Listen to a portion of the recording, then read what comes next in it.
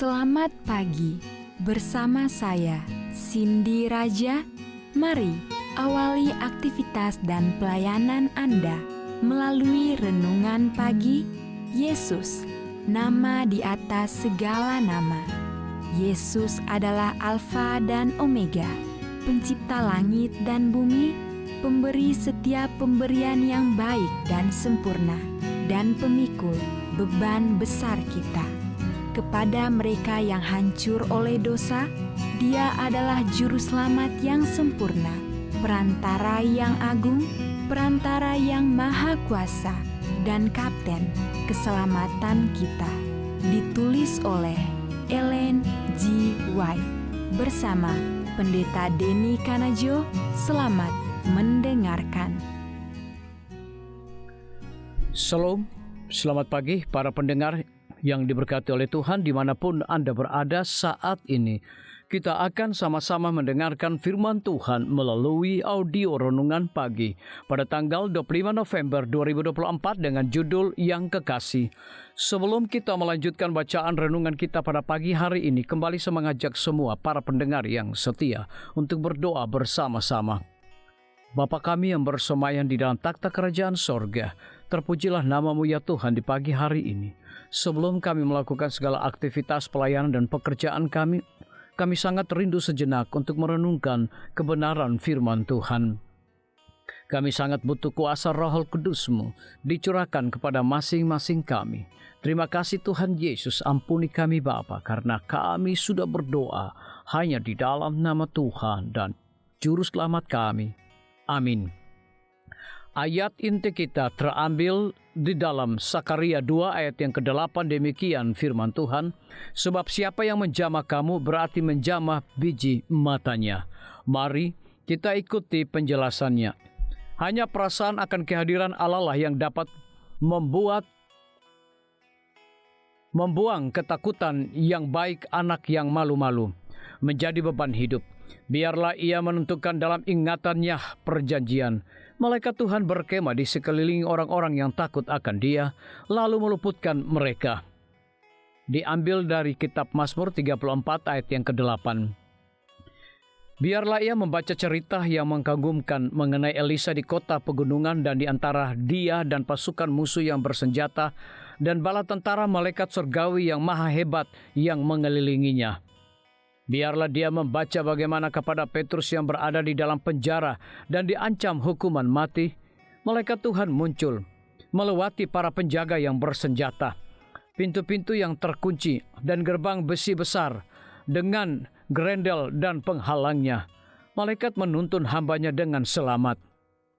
Biarlah dia membaca mengenai pemandangan di atas laut, ketika angin ribut mengembas serdadu-serdadu dan para pelaut yang letih bekerja dan berjaga dan lama tidak makan.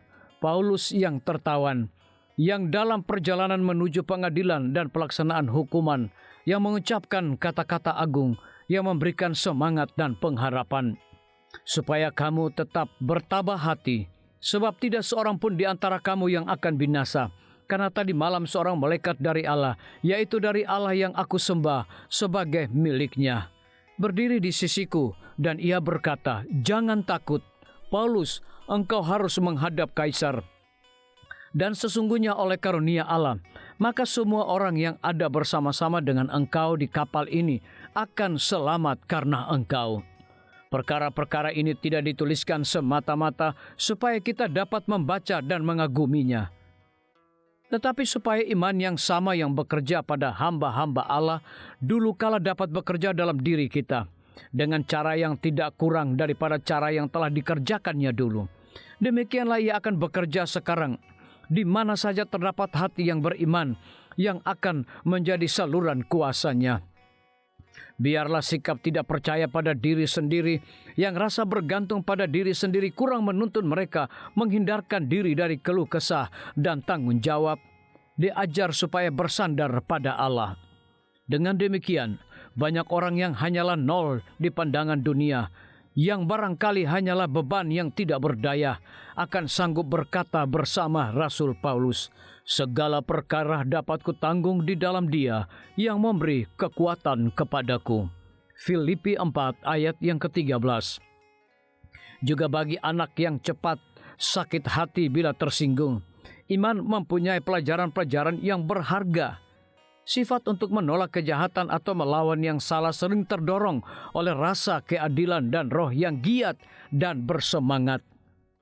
Biarlah anak yang demikian diajar bahwa Allah lah penjaga kebenaran yang kekal. Dengan lembut ia memelihara makhluk-makhluk yang sangat dikasihinya, sehingga memberikan anaknya yang kekasih untuk menyelamatkan mereka.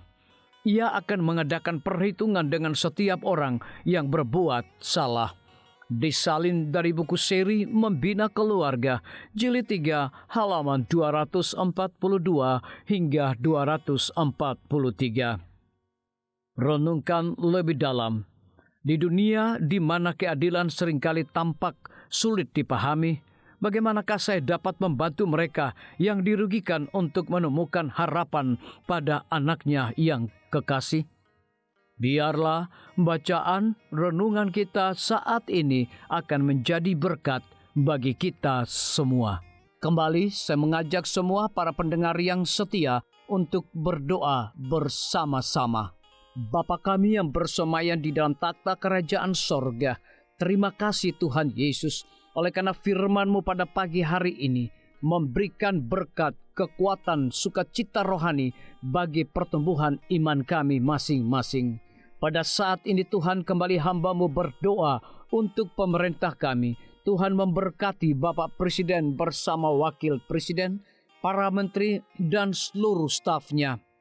Bapak Gubernur bersama wakil, Bapak Bupati bersama wakil, Bapak Wali Kota bersama wakil, camat dan seluruh stafnya, kepala desa, lurah, RT, RW, dimanapun mereka berada saat ini.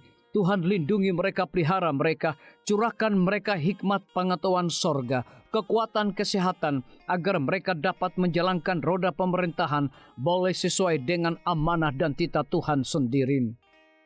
Tidak lupa juga kami menyerahkan pimpinan-pimpinan organisasi gerejawi Tuhan dari tingkat yang tertinggi sampai kepada seluruh gembala jemaat. Tuhan urapi mereka, Tuhan berkati mereka. Mereka sangat butuh kuasa Roh Kudus dalam pelayanan mereka setiap hari.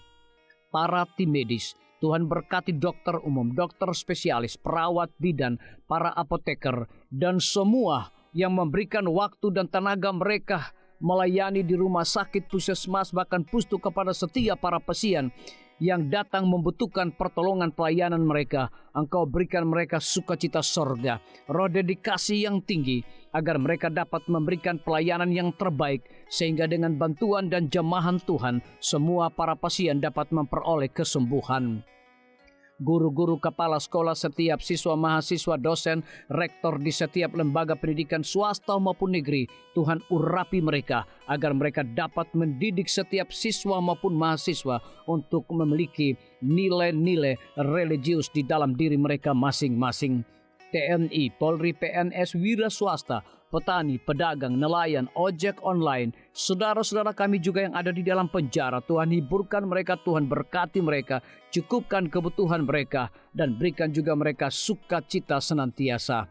Para pendengar yang setia yang berulang tahun saat ini dimanapun mereka berada, biarlah dengan bertambahnya usia yang Tuhan percayakan dalam hidup mereka, mereka hidup selalu bersyukur, berterima kasih, dan menjadi saluran berkat bagi sesama manusia. Yang berada di dalam kebimbangan ketidakpastian hidup, Tuhan juga berikan iman yang teguh kepada mereka. Terima kasih Tuhan Yesus, ampuni kami Bapa, karena kami sudah berdoa hanya di dalam nama Tuhan dan Juru Selamat kami. Amin. Demikian firman Tuhan yang telah kita dengarkan. Semoga hari ini menjadi berkat bagi kita semua. Sampai jumpa, Tuhan memberkati.